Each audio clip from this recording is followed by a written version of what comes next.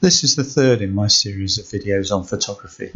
The first concentrated on finding time for photography by trying to take landscape photographs on my daily dog walks. The second talked about how I've modified my gear selection to offer me the potential to take wildlife pictures again while I'm taking my daily dog walks. These pictures now are some that I've obtained with the Lumix GX9 plus Lumix 100 to 300mm telephoto lens I talked about in the previous video. Again, all of these were taken without a tripod. The herons here are photographed in the vicinity of the lake at Croom. As visitor numbers have increased over the years, they've become increasingly acclimatised to people, and it's now very easy to get quite close to them, even with a dog in tow. So this picture was probably taken from no more than 10 yards away.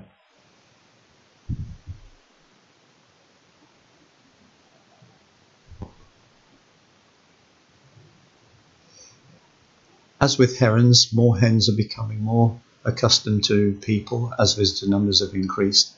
And in the early days that I was here, about 4 years ago, it was very difficult to get close to more hens. But now it is quite easy to take pictures of them as they scuttle around the lakeside margins.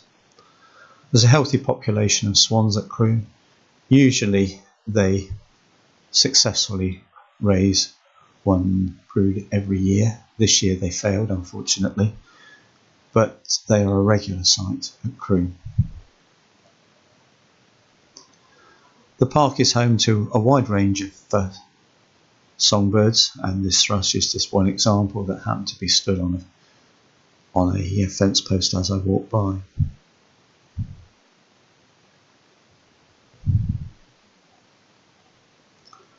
Roe deer are a fairly frequent visit to the park, although you don't often see them during daylight hours. I have set up a camera trap overnight and caught pictures of roe deer.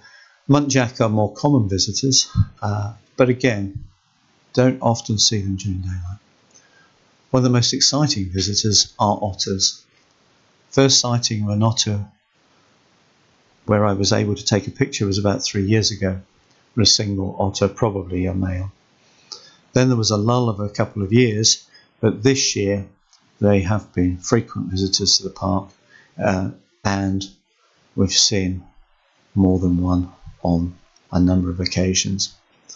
These videos were taken again with the GX9 100 to 300 combination.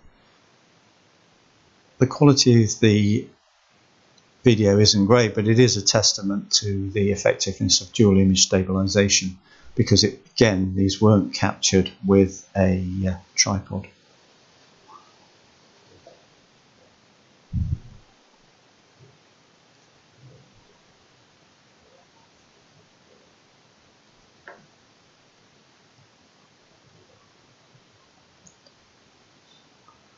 The park lake is well stocked with fish, and as you'll see very shortly now, there have been occasions where the otters have been seen in significant numbers. This clip shows 4, although I have heard that another visitor has seen 6 on one occasion.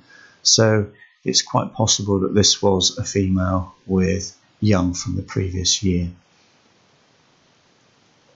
Otters are a really encouraging example of a wildlife recovery, where their numbers crashed in the 1970s as a result of pesticide use. But when the problem was realised, pesticide usage changed and less harmful pesticides were introduced, their numbers have recovered. And fairly recently, the last county in England that had lost its otters, which was Kent, was successfully recolonised. Again, with visitor numbers in the park being quite high, the otters have become accustomed to people, and it's possible to see otters pretty much at any time of day. And I've successfully taken pictures first thing in the morning, during the day, and just before sunset. This picture is probably the best picture that I've taken.